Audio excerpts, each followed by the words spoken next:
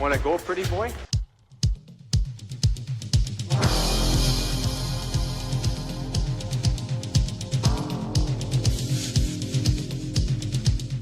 Two minutes by yourself and you feel shame, you know, and then you get free.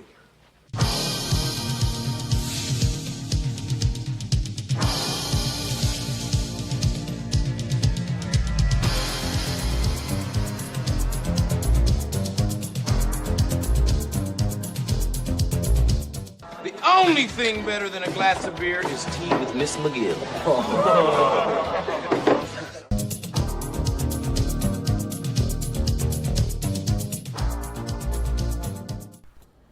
And welcome to the Fourth Line Voice Podcast. My name is Darren. Thank you very much for tuning in. Episode 462 of The Big Show, some enforcer-based podcasting coming at you, brought to you by the Hockey Podcast Network. How's everybody doing out there? Yes, Saturday night. Saturday night's all right for fighting, folks. Yes, here we are on July 12th, 2025. Oh, the summer is hot and heavy and rolling along, isn't it? Thank you. Welcome for tuning in. I know I said in the last episode, and I've said it for a couple episodes now, in terms of my podcasting scheduling, I don't know in the next little while, as July and August roll on here, my availability, just with everything that's going on with work, busiest time of year, July and August are my two busiest months. Of course, everything going on personally, with, the father-in-law in the hospital, etc., and just life in general other than that as well. Not a lot of time. So, but when I can, I'm going to try to record something. And there's a couple of folks I've talked to that I would like to interview. Again, when I didn't commit to them about a day, because I've kind of told them, we'll see how it goes here. But if I can sneak in an interview here and there, I will certainly do so. I would like to give you guys content. I know I've been fairly regular, over the last 5-6 years. I know I did, for the longest time, I actually did 2 episodes, Wednesdays and Saturdays. Or was it Wednesday, Sunday? Wednesday, Sunday. But starting the Bruised and Battered podcast, I kind of turned that down to, because I was doing 2 episodes, one with them and one with, and one on the Fourth Line Voice. So I'm like, well, there's the 2 episodes. I don't have enough in me to do 3. My wife's not that patient. But the Bruised and Battered show that I do with Jay and Alec, it's a look, for those that don't know, it's a look at current tough minor league hockey. We've decided to go to a bi-weekly schedule throughout the summer, just because, what's going on, right? Nothing. So, so we've been kind of doing, so I'm basically down to 1 episode a week now, which is, which is good. But again, in saying that, like I said, got to sneak in my time when I can, but we're here now. So, and I always, as I always say, in the truck at work, I have the sticky notes, right, the Post-its, and as things come, or I see something on my social media feed, or end up talking to somebody about whatever, I will make bullet points, and at the end of the week, hopefully there's enough bullet points to make an episode. And I know my boy Yuka he sent me lots of stuff over the years, that I unfortunately, I try to find time to get to it all, because he sent me some great stuff that I would love to research, and and there's a lot of topics I would love to deep dive into. Just unfortunately at this time I cannot. But one of the articles he did send me that I'm going to go over today is a list. You know how I love my lists. I have a couple lists. One, I enjoy the list because I don't have to think very hard to come up with them. People love lists, and so it's like a double win, sort of like. So people love the list. It's easier for me because it's like, oh, I can read off the list, and then we'll shit all over it or praise it or whatever afterwards. So and I have a couple characters that always send me lists. And thank you, boys. And what they do is they send me the links to, and I save the links. I don't actually. Sometimes they'll tell me to look at them, but the gimmick is, for those that are new here, if I get a list sent to me, I don't open it until I'm on the air. That way, you're getting my genuine reaction to it, and it's fun for me too, because it's, like I said, I get to experience it with you guys. So, and then the reactions are genuine and etc. So I have a couple lists today that are just that. Yuka sent me it as a 1986 AHL list. I don't know what that means. Like I said, I have not looked at it. I've downloaded because he sent me that along with a whole bunch of newspaper articles about Andy Risto, which I kind of was looking through the other night, that I really want to go into, because Big Andy was sort of a, definitely a minor league legend, and, kind of that 80s, like, that's a little out of my comfort zone in terms of, like, I'm not going to sit here and claim that, oh, yeah, I know everything about Andy. I mean, I know he's a Western League guy and played Hero in Rochester with the Amerks and stuff like that. I know we had a big rivalry with Hershey and all that stuff. I mean, I've seen some of his fights and everything, but I'm certainly far from any Andy Risto expert. So, but I'd love to deep dive into that. And actually, I see that we follow each other on Facebook. I think he lives in Mexico now. So a big dude, man. So I'd like to get it, obviously deep dive into that. And then at the bottom, because Yuka sent me all the files, at the bottom is the 1986 AHL list. So I didn't click on it because I was like, okay, I'll do that for the show. Again, we'll open it up. Also, I had someone send me a list. And he said back in the day, there was the LNH, there was a forums, discussion group, message boards, and most of them obviously were in French, clearly, but there was an English one. Again, we're going 20 years ago. I don't remember. I remember it. I remember the site and the message board because I was pumped that it was an English one. Anyway, at the end of the year, there must have been voting or something. According to this guy, there was voting or whatever, and he had saved the file or whatever. And again, I don't know. I didn't look at it because he told me in email, I know the gimmick, whatever, don't look at it. But he sent me the list that apparently the members of the message board decided on. So it's the top 10 list of 2005-2006 LNH, which I'm really excited to see, because that's my wheelhouse year, because my buddy Kurt was coaching in Laval, so I was always on the phone talking to him about it, and he was giving me the lowdown. I've seen tons of footage from that year, and so I'm getting really excited to see that list and what. I mean, maybe I voted on that list because I remember being a member of that site. So maybe I'm sure I probably voted in there as well. So I'm curious to see who our top 10 was in that year, because man, oh man. So he said surprising list. I think you'll enjoy it. So I have two lists to talk about, and of course, before we do the list though, some news and notes. Of course, the Nick Tarnasky incident that everyone and their dog, obviously a viral video that has gone. We'll talk about that. We'll talk about some signings, a trade that happened, and we'll dive into it. Like I said, I have my bullet points written down. Like I said, I probably missed a whole bunch of shit, but these are the ones that caught my eye and or that I took note of. And we will let's get into it. But before we do, obviously, I have to mention that like I said at the top of the show, I'm a member of the Hockey Podcast Network. It's over 100 shows on the network. I'm on the original content creator side, myself, along with Terry Ryan, Tales with TR, Ted Hitchcock from Shoresy, my boy Jolton Joe Lazito over at the Coliseum Chronicles, and his latest episode is with Islander draft pick. It's a season in review that he does, looking at Keyshawn Atchison. Atchison. Okay. But yeah, it's a 23-24 look at. I looked it up. I think he had 8 fights this year in the OHL. I'm like, how is he not banned for life? Drafted 17th overall by the New York Islanders this year. And Joe is going to break it down. I apologize. I will say right at the start, I have not listened to the episode yet. I haven't really listened to anything for a while because I don't have time. I know everyone says that. Now it's summer, I'm busy and stuff, but I am legit. Yeah, I mean it. You know, well, those have listened to my show, you know what's going on a personal level, and then, you know, just with work and everything, it's just, yeah, goofy.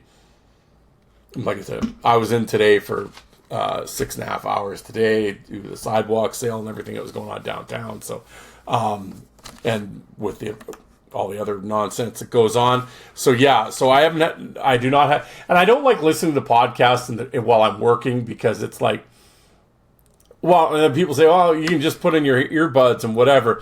Folks, some of the areas that I work in, you want to be on full alert. You want to hear what's coming up behind you. So head on a swivel and down in the hood and stuff, and working in Alphabet City and around the folks that I do. I want to always be alert and not have earbuds in or anything like that. So. I can't do that at work. And then just having it playing in the truck, well, right, you know, I'm going in and out of the truck constantly while it kind of, you know, pause, start. But nah, it doesn't make for an enjoyable listening. So basically the times that I can listen to things is on my drive into work, and home, which is about 20 minutes. But a lot of times it's like, you know, 4:30, 4:45, 5 in the morning, you know, I'm not a real podcast guy at 5 a.m. We'll put it that way. I just actually kind of like listen to the silence and, you know, the sound of the wind as I roll down the highway. But coming home, I'll usually play something. But I'm giving an explanation that nobody asked for. So I'm sorry, folks. I'm rambling at this point. You know, I think yeah. Well, I'll do this. So check out Jolt and Joe. But Joe has a tremendous back catalog. I need to talk to Joe. I haven't really been talking to anybody other than like I was doing Ice Wars stuff left and right, and then I've kind of I definitely want to get Lazito back on the show, and I got to get texting back and forth with Joe again. I always enjoy talking to Joe about our nonsense that we talk about. But yes, Coliseum Chronicles, Jolt and Joe Lazito. Check it out. And of course, as I mentioned earlier, my other venture that I do with Jay and Alec, the Bruised and Battered podcast, which has actually been really proud of that show, actually. I was really happy. We're 34 episodes in. It's really gaining momentum, I think. And I think this coming up minor league season, I think is going to be a big year for the podcast. I think it's really catching on. At Ice Wars, I actually talked to a couple guys, current players, and they were really complimentary of the show. They've been on the show, but they were very complimentary of the show. But we were just talking about the podcast in general, and like they were saying, a lot of guys, you know, and I'm sure, you know, a lot. Oh yeah, just the whole league's listening. You know, no, but I mean, the podcast has been discussed amongst players, and they do listen to it. Again, I'm not saying they hang on every word and download every episode, but it's nice to know that the players are listening, because we always said we're a player-driven podcast, much like here. So that's cool. But yeah, just in general, I think the podcast is doing really well, and I'm really excited about it, and I'm really excited to see where it can go. We have a lot of irons in the fire in terms of things that we plan on doing with the show. And the good thing with this is, of course, there's 3 of us, right? So unlike this show where it's all me and I got to come up with everything and, you know, blah, blah, blah, edit, do all that stuff. When you can break it up through 3 people, now you got 3 people looking for interviews. You have 3 people looking up, doing research, and 3 people on social media, presenting it and putting it out there. So, it just makes everything easier. So, and you're kind of attacking from all angles, so to speak. So, yeah, it's been real positive. Really happy with it. So please, I encourage my listeners, you know, those that haven't, please tune in. Please tune in. I know it's current. Oh, believe me, it's current hockey. And you're probably, I thought you said you don't watch. I don't watch current. That's what I said. I do 2 hockey podcasts. I don't watch hockey. Figure that one out.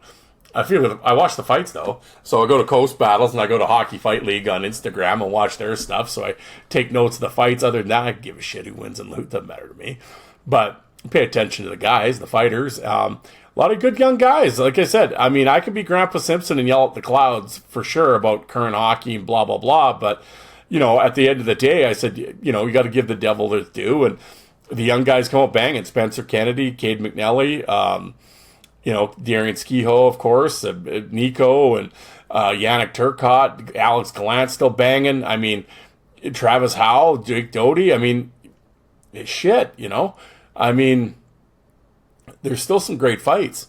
So, I mean, I like I said, I could sit here and yell out the window all I want about how hockey's better in the 90s and everything. Well, yeah, but, I think you have to recognize as well, though. And, and that's what we're doing on the show, and I'm really enjoying it.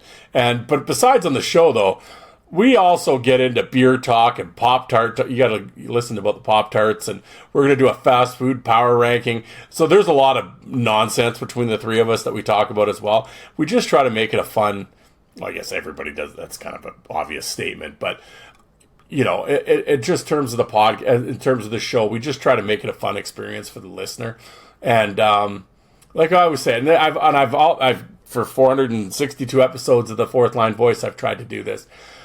I've always said that the atmosphere I want to go for the show, or the kind of the feeling that I want for the show for the listener, is I've always said, when you're up at the lake, you play 18, you go back to the cabin, you throw on some steaks in the barbecue or some burgers, and you sit there with some beers and bullshit with the boys. That's what I want this show. That feeling when you're on the deck talking. That's the feeling that I'm striving for with the show, and I think that's the feeling that we're going for with the Bruised and Battered show too. When the boys are on the bus riding back from a road trip, and after a game, you got maybe some beers, and you get the chewing going, and the guys playing cards in the back, and just the bullshit stories. What happened at the bar the other night and whatever. And that vibe that you have, that's the vibe that we're going for with the Bruised and Battered show. So. So hopefully we can we capture that, but but we're always bullshitting and and just being just some general goofiness. But at the end of the day, the information we give is solid. We have good sources, credible sources, and I think we. Yeah, well, and I do, and I've said this to people, and I don't mean this to sound like an arrogant asshole, because that's not meant to be that, but.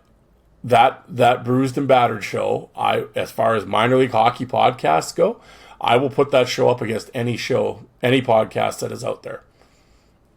Absolutely. And we're not talking about power plays and analytics or anything like that, but just in terms of news, fun, bullshit, entertainment, player interviews, I don't think anybody can touch us, to be honest. And that has been.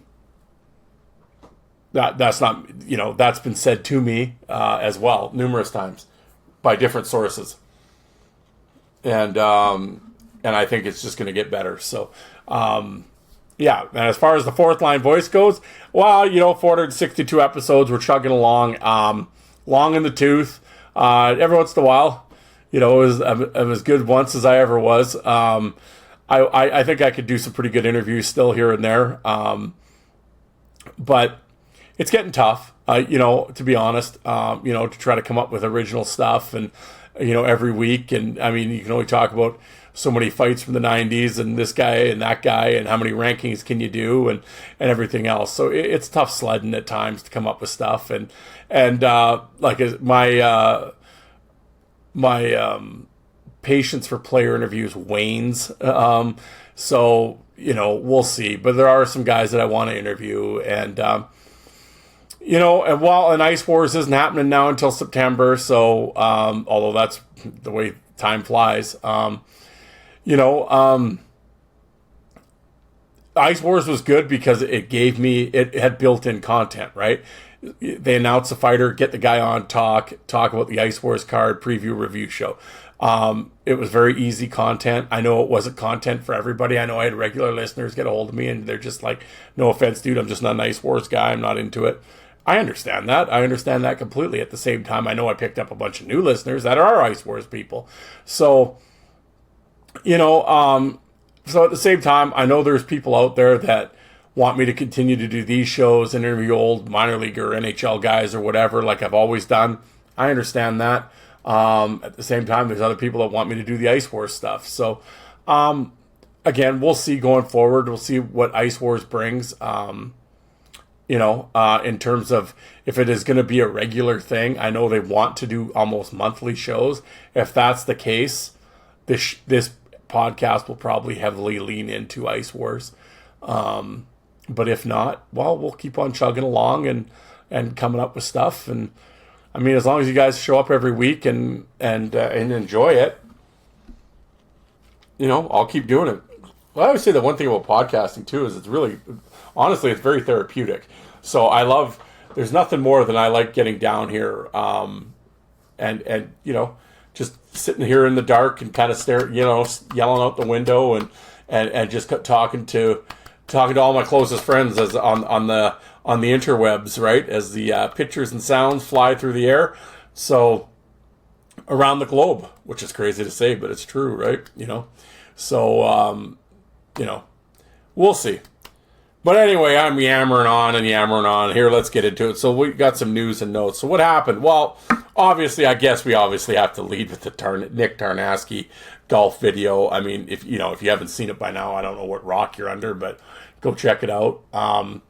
Beating up the loudmouth, and I will say for all of us that golf, I haven't golfed as much as I'd like to in the last few years, but I do enjoy a game now and again. There is nothing worse than slow play. Apparently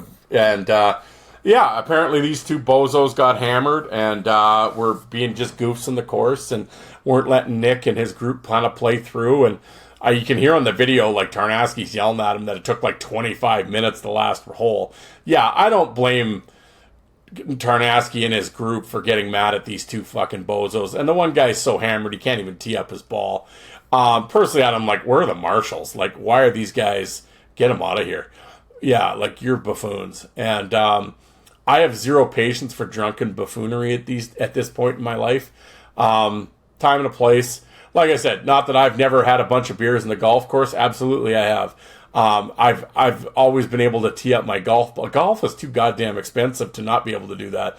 I mean, I like to have a few beers, but last thing I want to do is get hammered on a golf course after dropping a few $100 on a friggin' round. But no, even at my stag, we went golfing in the afternoon. Well, I didn't get that. I didn't get so hammered I couldn't tee up. Like, no. I mean, I definitely wasn't feeling any pain. But no, I have no patience for that shit. And get on Nick Tarnasky. Somebody's like, oh, he coaches in the Red Deer minor league hockey system. They might have to look into that. Look into what? First of all, the guy came at him, and Tarnasky defended himself. So what is there to look into? Watch the video. Drunk buffoon. I mean, got what he got. I have heard since that the buffoon has actually made a video apologizing or whatever. I think at that point, Bud, maybe just I wouldn't show my face on social media again after the idiocy that I'm like, just why? Just idiot. So, but I see Nick Tarnasky's going to be on the Spit and Shiglets next week and whatever. So, good for Nick. But I mean, I don't know. Late to the party. I interviewed Tarnasky a year ago. Episode 402 of the Fourth Line Voice, if you want to listen to a Nick Tarnasky interview. Obviously, the golf thing hadn't happened yet, but and he hadn't been into any golf skirmishes previous that I could ask about. But nice guy, good guest. Played in the Western League and played in the minors, in the NHL, and Russia, and with Morasti and all those characters. So it's an interesting interview. He's got a couple good stories. I don't know. Check it out. But but get on Nick Tarnasky, man. So, also, some signings. Well, I guess the big one is the Leafs traded Ryan Reeves to San Jose. I know San Jose fans are already crying about it, which is hilarious to me. Sorry, folks, a little break. I am parched. Here we go. Cheers. First in this hand.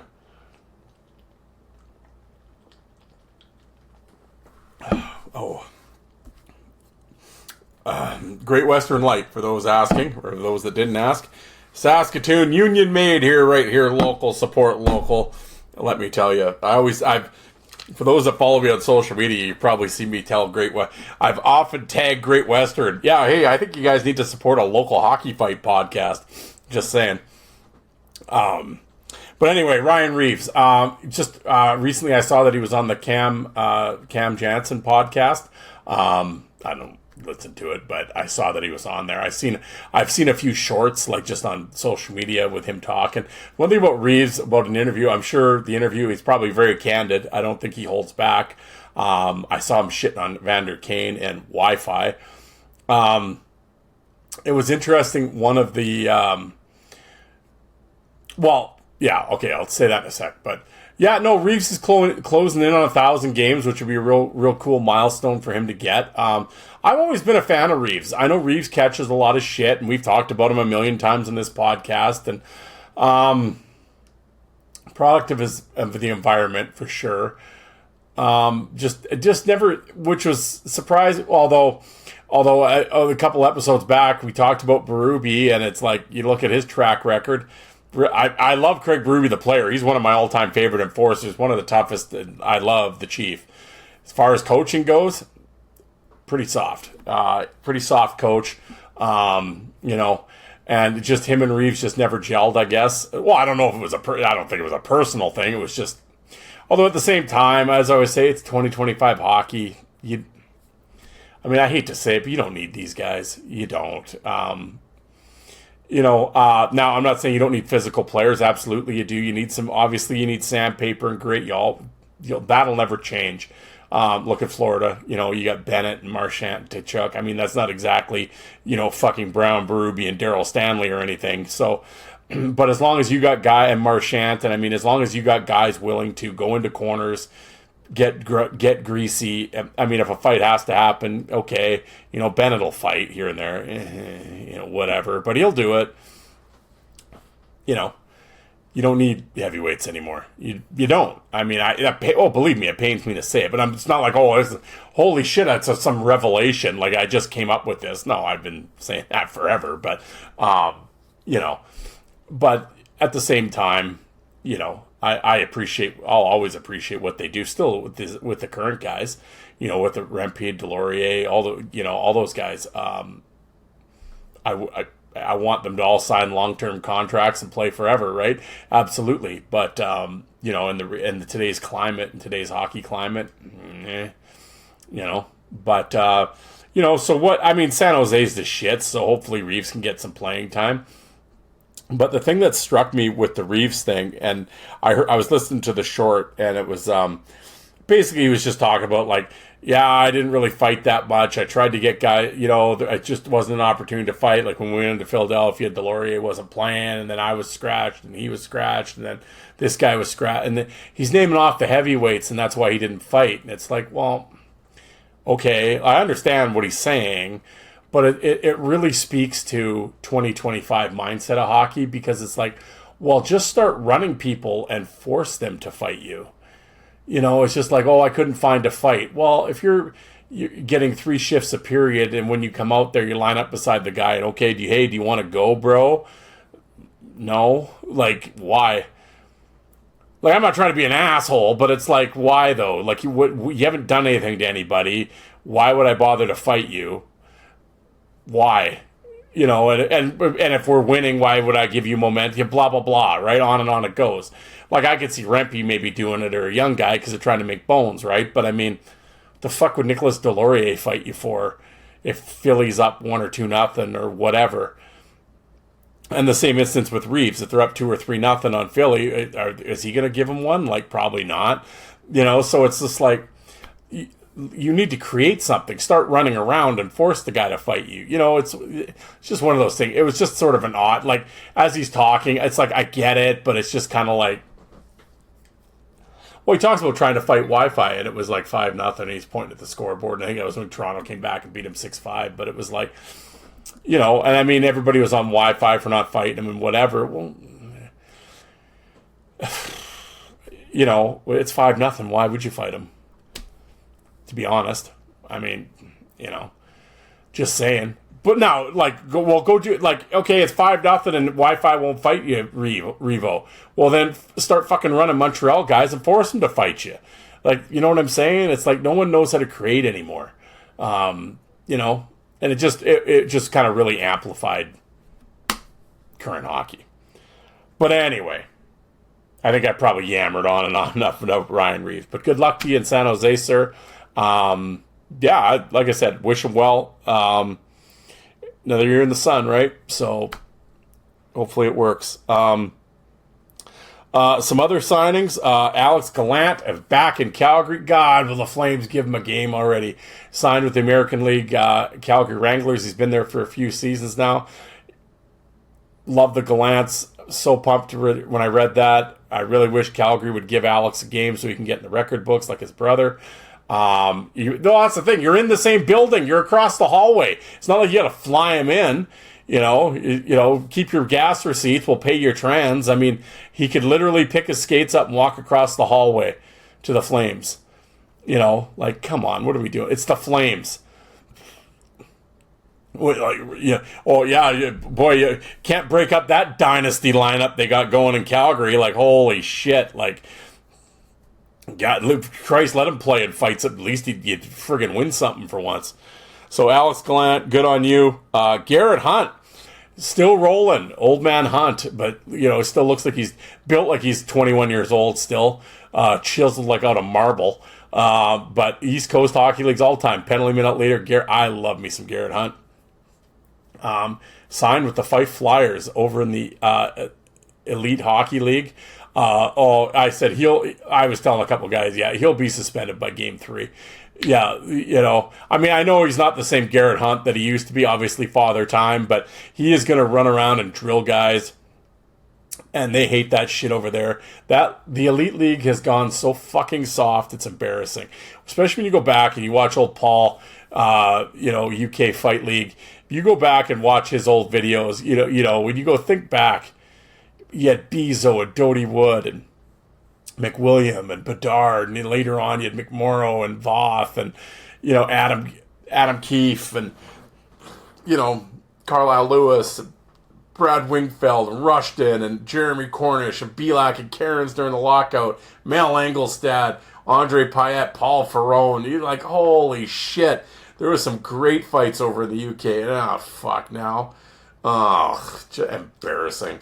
Absolutely embarrassing. You know where the fights are is the NI League over there, the locals. Yeah, that's where the fights are at. I was watching a couple of them local kids. Speaking of which, I want to get one on here, man. But yeah, the local yokels they bang like it's 1995 over there. Get the UK kids. Show the North American guys a few things. Like, holy shit. Like, yeah. But so Garrett Hunt's gonna. Oh yeah, and talking to my boy old Johnny Searson over there, he's already, oh yeah, the Fife fans. He goes, I don't know if there's a bigger pussy fucking fan base than the Fife fan. They're already crying about Hunt and everything. Guys, you know, like he has no idea what the little black thing rolling around is or anything, but, you know, oh shit. I love it. I hope Garrett Hunt just goes full on Super Bowl over there, just like hammers guys. That'd be tremendous. Good on Garrett Hunt. Great to see you back out there. Yeah, and finally, speaking of Ice Wars news, couple Ice Wars signings. AJ Schlepp, big AJ Schlepp, 6'8", that fought Will Laporte in the final at Ice Wars, or in the main event at Ice Wars in Edmonton the other week. He is signed with the Monroe Moccasins of the Federal League. So good on you. Good luck. 7 feet tall on skates. I was standing there talking to that motherfucker. It's like, holy shit, what ladder? You'd need a ladder to hit this guy. So it'll be interesting to see how he does in his first pro year. And then also Jordan the Warden Christie signed with the Laval. I was going to say the Laval Chiefs. I guess they're the patrollers. Whatever the French word for patrollers is these days. He has signed a PTO with them. So, and of course, former podcast. He's been my guest on this show a few times, and he actually had a podcast, five in a game. He on the network back in the day, and he is a fight fan like we are, and he is living out the dream. Fought in Ice Wars, picked up a W there, and signed with Laval. kind of, I talked to him briefly about it. I'm really not sure what's going on, because in terms to play in the Quebec League these days, you either had to have played in the Quebec Junior League or be from Quebec, and Jordan did neither.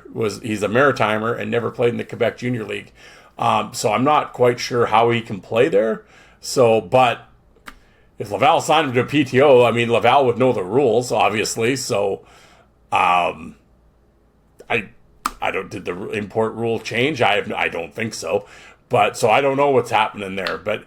It might be. I have to look into. There might be a clause with the Maritimes, because he was born in the Maritimes. So, because there are Maritime teams in the Quebec Junior League, so maybe they include Maritime guys.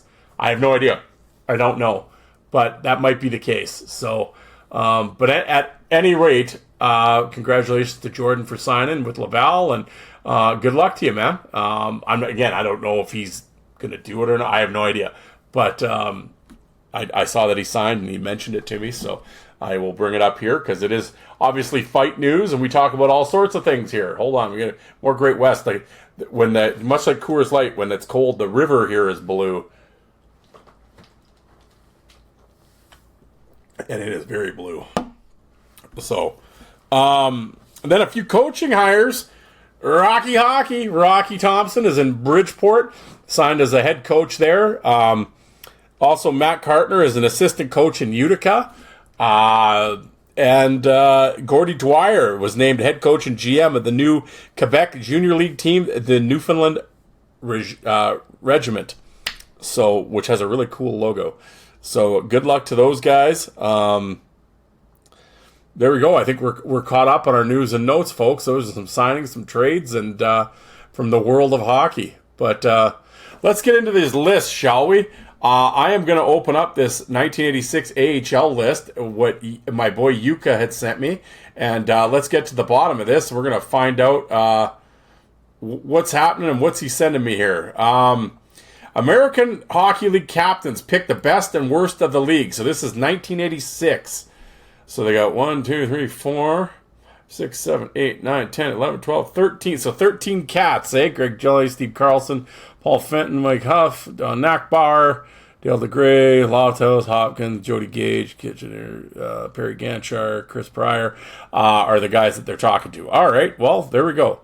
AHL picked the best and worst of the league. Okay. Worst rink, the St. Catharines Garden. Poll's most unanimous pick as 10 of the 13 captains agreed it was the I was going to say the shits. No, the Pits. Garden's capacity. Garden seat arena. Okay, Jesus. I gotta enlarge this. Okay. Garden City Arena seating has about 10 rows, and the capacity is a league low 3,400. The Saints averaged 13 this season. It's like going out for practice, Knockbauer said. There's nobody to play in front of. St. Catharines, Bill Kitch was a little more diplomatic. Before I came here, it was a St. Catharines. Greg Jolly is the only one to pick Binghamton's Broome County Veteran Memorial Arena as the worst thing. The ice surface is so small you can never get going in that rink. It always seems like someone is on top of you. It's kind of frustrating at times. Best city to visit. Halifax, Nova Scotia was a 4-3 winner over Baltimore. It's one of the few places we stay over, Jolly said. We usually have a nice hotel and there's some good restaurants and good lobster. Moncton's Dale DeGray had an eye towards the future with Calgary picking Binghamton, saying, I'd like to be able to say LA. I kind of like Binghamton. The shopping is right there for us, but there's not a hell of a lot you can do when you go out. You just walk around. Worst city to visit. Fredericton, New Brunswick got 5 votes, 3 more than the runner-up Hershey. Fredericton is not too good, Baltimore. Steve Carlson said. Most of the French-speaking places are tough. It's hard to get along with the people. The French look down on the English-speaking people. DeGray picked Hershey, saying there's nothing to do there. Last year we spent a couple days in Hershey and we went to the movie theater. 6 of us went in and we were the only ones in the theater. They started it as soon as we sat down. Nova Scotia's Dean Hopkins was the only one who thought Binghamton was the bad because there wasn't much to do. Kitchen was the only one to pick Baltimore because it's a big city, but you don't get to visit much of it. As far as downtown is concerned, you have to watch yourself. Well, there you go. So apparently even in 1986, you had to keep your head on a swivel in downtown Baltimore. This is an interesting list here, Yuka. I see the best fighter part. Okay, I was going to say, All right, we're going to talk about downtowns and the best restaurants. Favorite visiting restaurant, a tie between Si's Seafood in Moncton and George's Steak and Seafood in Glen Falls, has each got 2 votes. Binghamton's Corse Restaurant, it's Italian, was picked by Springfield's Chris Pryor. Loudest fans, Rochester won with 7 votes. Springfield got 2 votes, and Fredericton, Mike Huff said, those guys behind the bench are pretty loud. Quietest fans, Nova Scotia out-silent St. Catharines 4-3. Most of the Canadian teams like Moncton, Fredericton, and Sherbrooke, Carlson said their fans sit on their hands. Jesus, old Steve Carlson, the old Yankee, is just shitting all over the Canadian teams. Holy shit. Got heat with the Hansons. Okay, well, let's get to it. Best fighter, Val James of St. Catharines won with 3 votes. Rochester's Andy Risto and Maine's Alan Stewart were tied for second with 1.5. Former Whaler Archie Henderson got 1 vote. There we go. Val James, Andy Risto, and Alan Stewart, and Archie Henderson. Well, there you go. That's pretty. Best bench jockey, Rochester's Jean Van Boxmeer out yapped Moncton coach Terry Crisp. Well, there you go. That's there's the AHL captains picking the best and worst in the league. But yeah, Val James. Oh, well, of course, Val James actually wrote a book a few years back called Black Ice. Great book. A lot of fight stories. I encourage you to check it out. Actually, when I used to be on Twitter quite a bit, Val and I actually went back and forth on Twitter a couple of times. Yeah, there's a cat I should get on the show. I bet he's got some great stories and fought a lot of tough dudes. And yeah, maybe I should get Val James on here. I should, yeah. But there we go. The AHL list from 1986. Well, thank you, sir.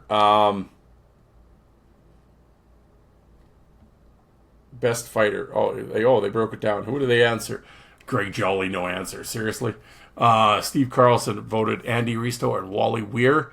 Paul Fenton said John Mokasak. Mike Huff said Al Stewart. Don Nackbauer said Daryl Stanley. Steve, was that Tessura? Voted Archie Henderson. Dale DeGrave, Mitch Wilson. Yeah, Mitch Wilson. Lofthouse said Val James. Dean Hopkins said Val James. Jody Gage said Andy Risto. Oh, you can't vote for your teammates. Bill Kitchen said Val James. Perry Gantar said Steve Fletcher and Alan Stewart. And Chris Pryor had no answer. Who are the nerds that don't give an answer and when they ask for the best fighter? It's not a hard question. But there you go. Yeah, Mitch Wilson, Archie Henderson, Daryl Stanley, Risto, Val James. That's some tough slogging right there, let me tell you, boy. So, who's texting me here? We'll have some beers and we'll this real professional outfit here. Okay, well now we will open up this email with this cat sending me. So we will end with the 2005-2006 top 10 of the LNH as voted on by the fans back in 2005 and 2006. So, and I was probably part of this voting poll. If it's from the LNH, what I used to call it the English site because it was the only one. Yeah. So let's see what we got here. Hey, Darren, I know you're a big fan of the LNH, and I was a big fan at that time as well. It was 2005, 2006. This is a list I wrote down. I highlighted, cut and pasted some of the comments from the administrator after taking in the votes from everybody. Do you remember voting in this? ? LOL. As I'm sure you were probably a member. Yes, I was a member, and I probably did vote. Not sure how the votes are tabulated, but it's just sort of cut and paste. But here is the list, and enjoy. And I know you like to go from 10 to 1, so I did so accordingly.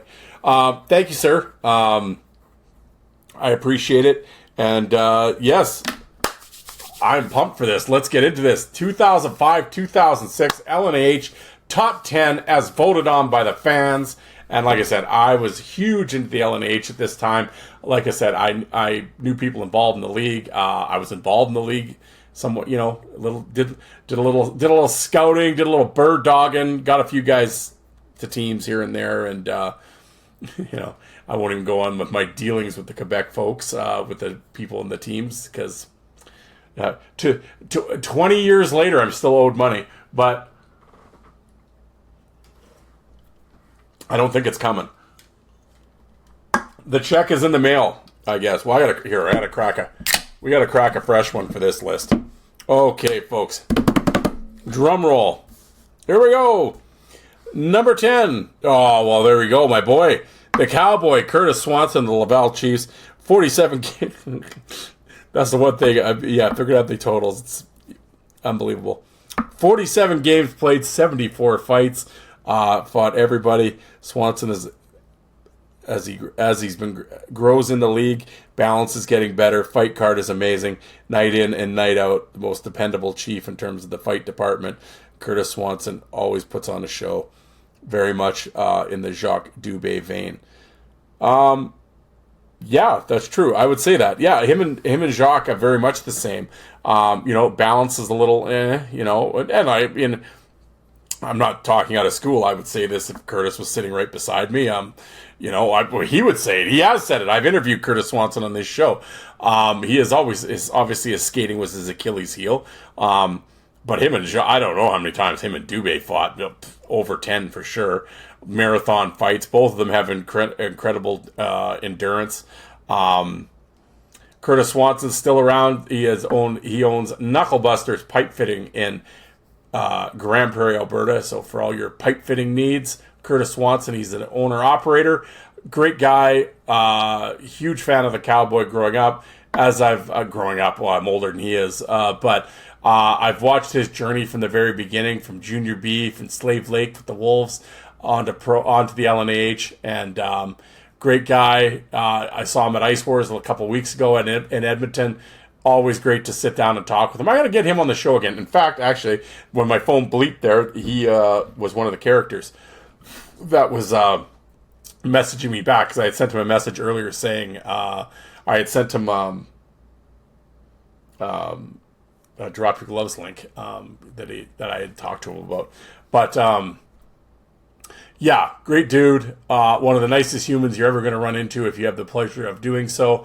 And yes, I would have him on my list. And I can guarantee when I voted, I would have voted for Swanson for sure. And I probably would have had him higher than 10 that year. But yes, Curtis Swanson, number 10. Number 9, Steve Bosse. 22 games, 25 fights. Bosse with the Verdun Dragons is coming into his own.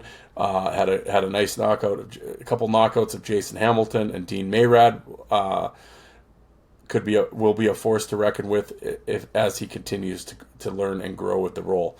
Well, that's prophetic. Is it prophetic? Yeah.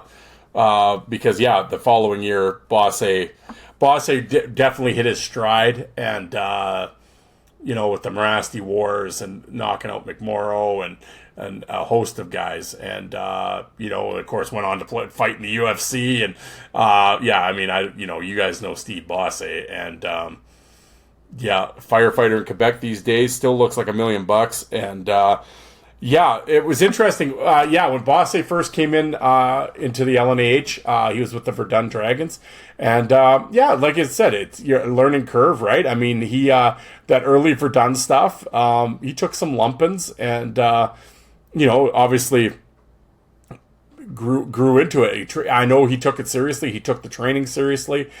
He always wanted to improve. I can remember people talking about him, and they're all like, watch this guy, a big right hand. He's serious.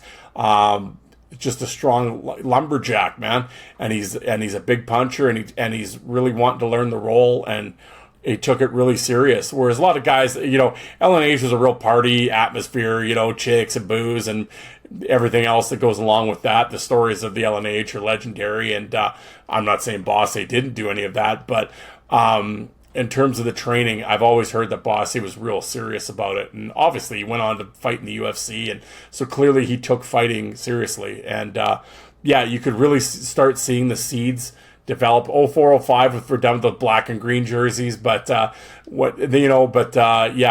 got 0506 was sort of, here he comes. And so definitely he would move up the rankings as the years went on, but this was sort of the first time that Bosse was hitting his stride for sure. Here we go. Number 8, another good dude. Dean Mayrad, 20 games, 30 fights. This is when Dean really started developing hand injuries. I know that. And that's what really shortened his career. But yeah, he did. He's owner operator of Titans Gym in Cold Lake, Alberta these days. Again, he was been at Ice Wars. He's a judge, so I talked to him there a couple weeks back. Great guy. I've had him on the show a bunch of times. Great guest. Actually, go back and listen to the Dean Mayrad interview. Not only did we talk about his career and all the fights, but really interesting guy. One of the summers he actually worked and he was an extra on the Love Guru with Mike Myers when the hockey show, but with Bob Probert and Justin Timberlake and stuff. Yeah, so he hung out with the summer with Bob Probert and those guys, and he tells that story. And of course, he won the original Ice Wars, the Black and Blue tournament in Victoria, and or in Prince George, pardon me, and back in 05, beating Mike Segura in the final. That was his kind of that was 05. That would have been the summer of 05 going into this 05-06 season. So he probably had a real bit, now that I'm thinking about it, I never thought about it this way, but now that I'm looking at it, yeah, he probably had a real big target on his back going into that season, being the Black and Blue champ and all that. And it's like, but big guy, came from the UHL, came from Muskegon, had some balance issues early, really found his stride, though, in the Quebec League. Did a lot of fighting in Sorel, and him and Morasti were a great 1-2 punch. There's about 5 or 6 guys on every team, but I would say Mayrad and Morasti were sort of the two main guys in Sorel, and great fight card. I know this season, I know Bosse had got him, but he got Bosse too, and I know he dropped Bosse. Yeah, like I said, great guy, good dude. I was always a big fan of Dean Mayrad, and there we go. I definitely would have voted for Mayrad on this list. Number 7, Samuel Duplain, 56 games, 67 fights. The consistent Samuel Duplain always gets in a fight. Him and Sebastian Cyr are a great 1-2 punch. Cyr often quick and violent fights. Yeah, I mean, to be completely honest, Duplain did it forever, fought everybody. His fight card is tremendous. I'm not a real huge Sam Duplain fan. I never liked his style. I'm not saying he sucked or anything. No, styles are fighters, right? And he would get in real quick and kind of take you down. Like, if he could end the fight fast, he would. And again, hey, we're thinking of health here, right? So you weren't going to get a long, drawn-out marathon bout from Sam Duplain. Like rapid. I always said Samuel Duplain fought like he was double parked. In and out. But hey, tough guy. Did it a long time in the Quebec League. Not knocking Sammy at all. How can you, right? Fought everybody a million times. I just wasn't a fan of the style. But yeah, did it forever, and goddamn, 67 fights. That, just looking at these numbers, it's just ridiculous. 67 fights. I mean, I knew how many they had, but it's just, it's not like I'm on drop your gloves sentimentally going back on the Wayback Machine looking at these fights and fight cards all the time. But when you get it in front of you and you see it in black and white, it's just like, holy shit. Different time, man. 20 years, like, there's teams that leagues don't have 67 fights anymore. Shit, let alone one guy. I just like the fact that Duplain had 398 minutes and 67 fights and did not lead in any category. Well, Swanson at 474 minutes didn't lead the LNH that year. Yeah, three guys at 400, one guy at 500. Jesus. Oh, different times, folks, different times. Yeah.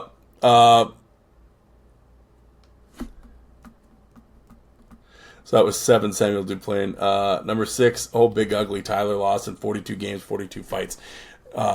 Young Lawson is making his way throughout the league.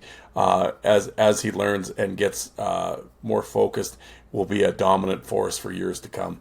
Unfortunately he didn't. Unfortunately he, Tyler Lawson was his own worst enemy, and a lot of, we won't get into it all, but a lot of shit off the ice and stuff. But he had potential, which is unfortunate because he was so big and could play. He could skate. If he took it seriously, he had the tools to be. I remember talking to my buddy Kurt, who coached Laval. I remember him saying Tyler Lawson was legit AHL talent that had all the tools and just no toolbox, right? And in terms of being an enforcer. At that time, there were still enforcers. So, unfortunately, he passed away in a snowmobile accident a few years after this. Just always just kind of one of those guys that was like a shit magnet, right? There was always trouble finding him. But when it came down to actual hockey and fighting, he was good, man. That was the year he was in St. George. And he looked good against Morasti, Bosse, all those guys. He was real strong. And, I was a big fan of Tyler Lawson. He could have been so good. So good, he just couldn't keep his act clean. But, this is a great list. You forget... Not that I forgot the names, but this league was so stacked. I will say, and I should have read the email.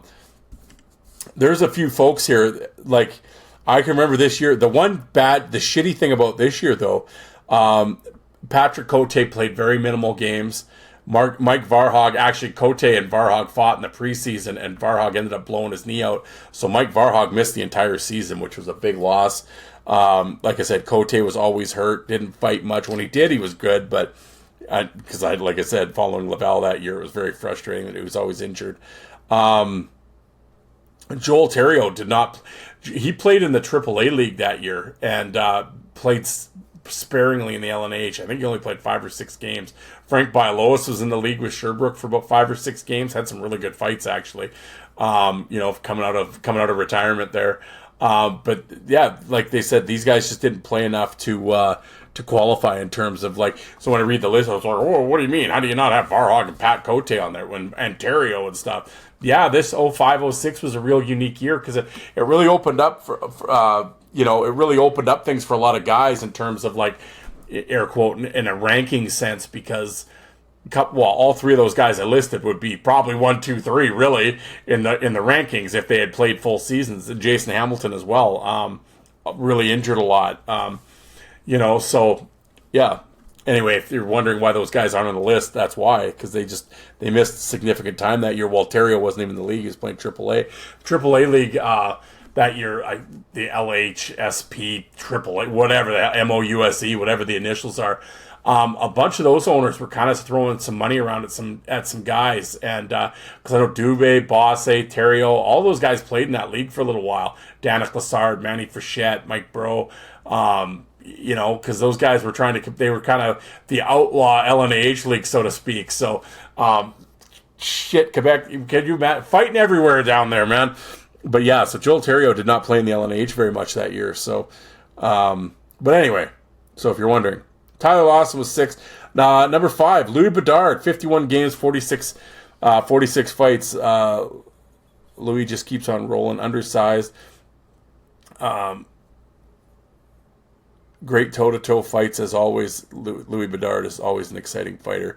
I love Louis Bedard. He's tremendous. Yeah, again, he was in Sherbrooke that year. Had a great year. He just. Man, he's one of those guys. He's like, I actually think Louis Bedard's really underrated, to be honest. I think he flies under the radar of a lot of guys just because he's just always there, always did it. And I'm not saying, he had huge knockouts of everybody and it was a killer. I mean, but he was really like Morasti and those guys. I mean, undersized guy in terms of enforcing and like his size wise. I mean, what's Louis Bedard? 5'10", 5'11", 200 pounds. Got a little bigger in the LNAH, obviously home cooking and everything else. I mean, at that time, I think he's a firefighter now and whatever. Obviously, I think he was going to school and and as well as playing but every season that he played, never forgot the role and would always throw down with everybody and wide open fighter. And I love Louis Bedard. He's tremendous. Number 4, teammate Roger Maxwell, 48 games, 50 fights. Big Roger fought everybody, had some really impressive wins. Sometimes looks uninterested, but when the mood catches him, one of the best fighters in the league. Big Roger, man, 50 fights that year. So yeah, him and Bedard were a real good 1-2 punch. And talk about opposites. I think what's about Maxwell was 6'5" and stuff. Again, Roger did a long time heavyweight in the American League with Providence and stuff. He did a lot of fighting in the LNH. He did look uninterested sometimes. I think the mood had to catch him. But every once in a while, when he got wound up and stuff, Maxwell could hang one on you. little clutchy and grabby at times, but always a tough guy, absolutely. And he had a real strong year that year, 50 fights, and absolutely. Number 3, Jacques Dubé, 51 games, 79 fights, led the league. Quebec Radio X hero. Jacques is always a marathon fight and will fight anybody at any time. Quebec legend. Jacques Dubé is a Quebec legend. One of those guys that was just a real tough, I think he's just like a tough street fighter that they found and basically put on skates and here, learn to do this. And played forever, fought everybody, like 80 fights, 79 fights. I don't even know how many career fights. Yeah, that guy had to have had 500 some career fights. But and again, kind of a bigger guy. Like, he certainly wasn't, chiseled or anything like that. But, kind of had like that Dennis Viel look, kind of like I'm not calling him a fat guy or anything, but kind of that fleshy look, like that kind of the bigger head, bigger face, kind of big cheeks. And because I've seen him, in boxing and shit. It's not like he's butterbean or anything, like not at all. But just a thick guy, but yeah, tough dude, fought everybody. I know he's a hero with the Radio X. I'm a big fan of Dubé, man. I mean, the guy, he was like, I always say he was like Darren Langdon. I've talked to guys that have fought. Again, I'm not, this is what they've told me. I'm just reporting the news. You weren't scared of his punching power. Like, pillow puncher. They say, that's them saying it, not me. But they all, like they said, they had full respect for him. Game, would fight you on, always straight up. Never jumped guys, always wanted to square off. Always an even fight, and or always, never dirty and stuff. So, I mean, I know Jacques has a great reputation amongst the fighters, with a straight up guy, and fought. The hell can you say about Jacques Dubé? I mean, the guy's on. He gets 79 fights. What are you gonna? How are you gonna shit on the guy? He fought everybody. I'm down with Jacques, man. Cool as shit. Yeah, I definitely would have voted for him. Number 2, that's interesting. Number 2, John Morasti, 28 games, 38 fights. John Morasti, toe for toe, probably the most exciting fighter in hockey today. Yeah, he was. He had played in Danbury this year. 05-06, he started in Danbury, and I know he left around Christmas time. He didn't like the coach. I think it was Paul Gillis. Didn't get along with the coach. And so he left and came back to Sorel. And yeah, him and Mayrad and those guys, well, I mean, I have to explain John Morasti to you. Like, no. But yeah, wide open fighter. Yeah, I mean, Morasti's one of my, I know John on a personal level. I've talked to him many times. He's been on the show. There's another guy I got to get back on the show. It's been forever since I've had him on. Ran into him at Ice Wars. Of course, Jim from Shorzy, and, he's having a lot of success lately. He's the band chief at Flying Dust, and so he's a busy guy. But he's been all over Spittin' Chicklets and making the rounds, of course. Mr. Social Media these days. But, John, good dude. But yeah, in terms of, I would have him on my Mount Rushmore of minor league fighters. Now am I claiming Morasti won all of his fights? No. Actually, it's funny, I was having this conversation with my brother the other night. I think the thing that, not that it hurt Morasti, but I think, in terms of like, he was different in the sense he was a showman. And, he put his arms up halfway through the fight and talk to you and get the crowd into it. And like, I've never seen anybody do that before. And, so sometimes I think John's biggest, the problem with John, I don't think he took it seriously sometimes. Like, he was more worried about putting on a show for the fans, and whereas like, come on, hit me a couple times, let's go toe to toe, let's switch and go. And where most guys are all business, they're just trying to win the fight and put the guy through the ice. John was about putting on the show. Now, again, whether that's good now in the American League, I probably should have stuck to business maybe a little bit more. But again, it's entertainment, so I get it. But with the LNAH, yeah, you're there to put on the show for the fans, and that's the one thing I should have maybe like prefaced the thing with. The one thing with the LNAH is like, I always see people with the video on staged. It's the fucking LNAH, man. Like, you have to sort of suspend your belief when you watch the LNAH. Like, I don't want to say it wasn't hockey because hold on. When it came down to they had to play with the puck. The LNH was real good hockey, probably East Coast level hockey.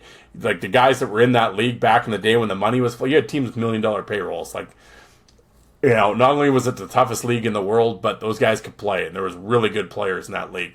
So I hate when people, it's beer league, and it's settle down. No, yeah. Oh no, my rec team at 9:00 on Tuesday, the Jiffy Lube Jets, we could play with Sorrel. Like, shut the fuck up. No, it's not beer. Stop calling it beer league, guys. You don't play beer league making $2,000 a week. So stop. Like, there was dudes making $100,000 playing in the LNH. So stop with the beer league shit. No, it was legit. Especially in 2005, once the money started really flying around. Outside of the NHL, this is where you were going to make the most money. More than the American League, Hockey League guys and everything. And we're talking straight cash, homie. And so just enough with that shit. And there was really good players in it. So, and it was old school hockey. Like, if you acted like a donkey, you were going to get it. If you hit guy, it was fun hockey to watch. Old school, finish your check, old grinded out 80s, 90s. What NHL hockey used to be, that's what the LNH was. And when it came to playing. But when it came down to fighting, yeah, the ones fought the ones and the twos fought. And, you know, did it get a little at times? Sure. Got a little WWE lots of times. But there was bench clearers and everything else. And I get why it wasn't for everybody. But it was all about the show. And Morasti was the ringleader for sure. So, but yeah, definitely. So John Morasti, number 2. Number 1, well, there you go. Derek Parker, 51 games, 75 fights. Rookie in the LNH, took on everybody, created plenty of controversy from preseason or from pregame line brawls to juggling pucks to having Patrick Cote charge at him in street clothes. Derek Parker never failed to entertain and was an elusive fighter and won far more than he lost. He did. Derek Parker was an undersized guy, and back then I had people telling me they can't believe somebody didn't take their stick to Parker's head for all the shit that he caused. He fought everybody, caused grief, and he was a really tough guy to fight. He was slippery, because the one thing with Parker, he was really good on his skates. He had great balance. So I remember talking to Dean Mayrad about it, and Mayrad was like, I tried to fight him a few times, or I fought him a few times, and he was really frustrating to fight. He was slippery and could slip out of punches, real technician. You could never really land a really good shot on him. He wasn't going to hurt you. Like they said, he didn't have a lot of punching power, but he would just, like, one of those guys, he'd just overwhelm you, and just like, and it was frustrating. You would be so mad at him that, yeah, because he kind of had a rat in him too, but not that he would duck everybody. You know, shit, he had 75 fights, so he wasn't ducking anybody. But he would, you know, he'd spear you and slash you and get you going and needle you, and then he'd fight you, but he would get you so mad. Yeah, I remember in pregame warm-up, John Morasti was throwing pucks at him and Parker stood at center ice and juggled and laughed at everybody. So, yeah, then they brawled. And, you know, fight, and get in the penalty box, fight some more, and yeah, and I remember he had been kicked out of the game, and there was a line brawl, St. Hyacinthe and Laval, and he jumped on the ice in his long underwear. He's no shirt on, he's wearing long underwear, and he like kind of throws a few punches at people. And Patrick Cote who wasn't dressed that night, in street clothes, comes running across the ice and like jumps into the St. Hyacinthe bench, starts punching guys, and chases Parker down to the St. Hyacinthe locker room. And Parker locked himself in the locker room. That video is on YouTube. And yeah, Parker was crazy, man. And the shit that he pulled, unbelievable. Oh, you did any of that now, you'd be banned forever. But back then it was, oh, we'll give him a game, you know. But yeah, I can remember talking to a couple people, and they're like, man, somebody's going to take their stick to his head. But he did it a long time, lots of fights. Yeah, and I mean, again, it wasn't that, oh, Derek Parker should be number 1 because he was dropping everybody. No, but he wasn't losing, we'll put it that way, and he fought everybody. And I know in terms of like to go back to that 05-06 mindset with people voting, yeah, he was just everywhere and was so prominent in the league and fought everybody and like game in and game out, because a lot of these guys played 30 games, they were suspended, or 40, or they got hurt, blah blah blah.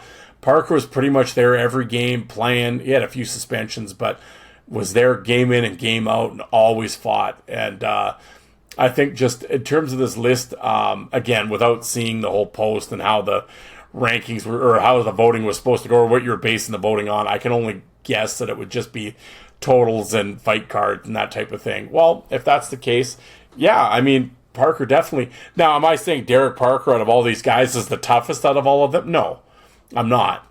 But in terms of that year, that season, fought everybody, did really well.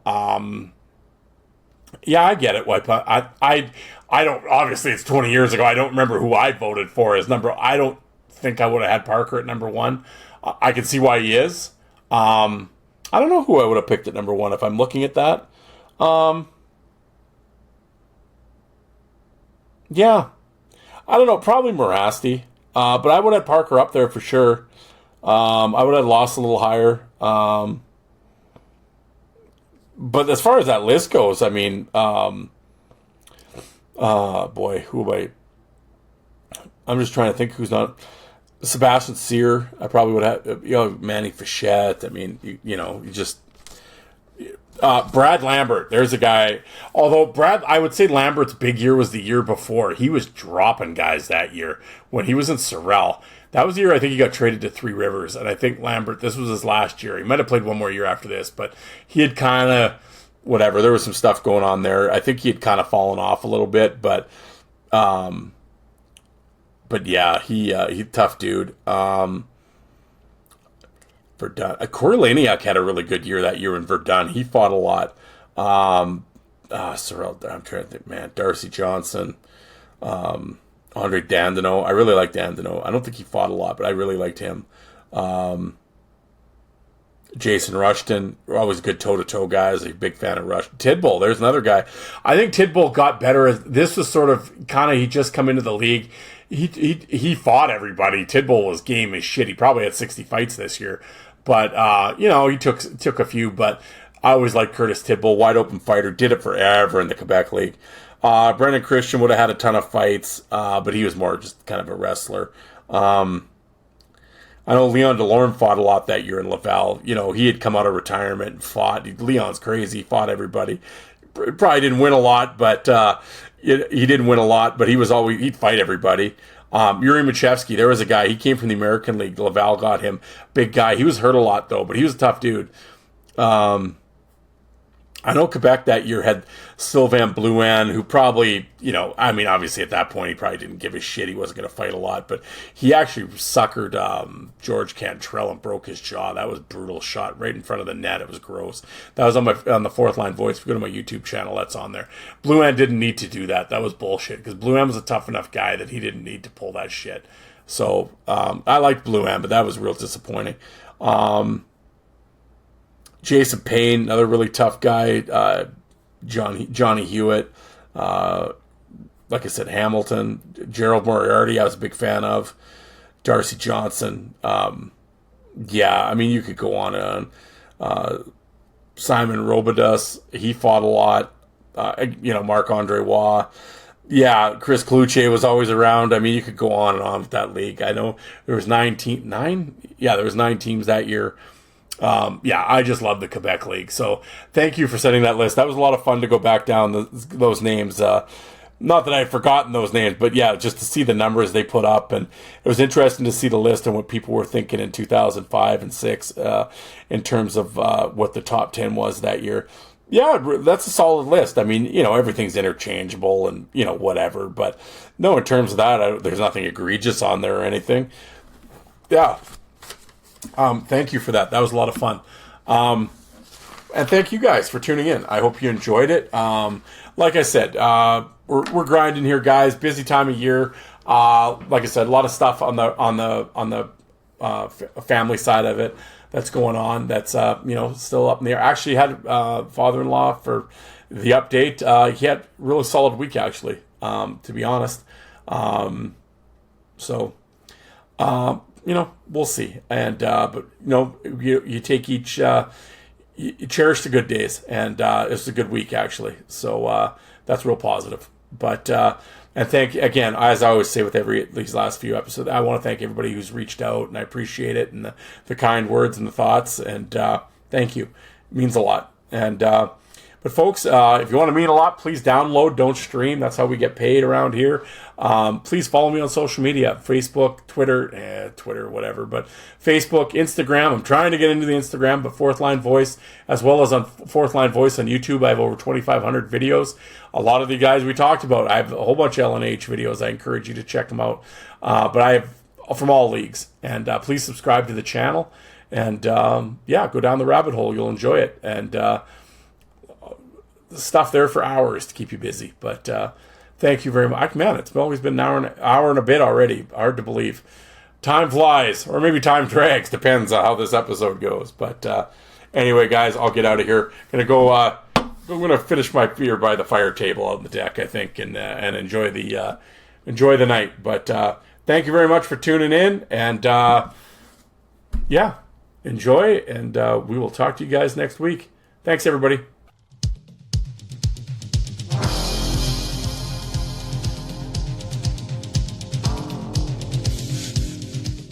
And you people that don't like fighting, how many of you did you walk out and get a coffee while that was on?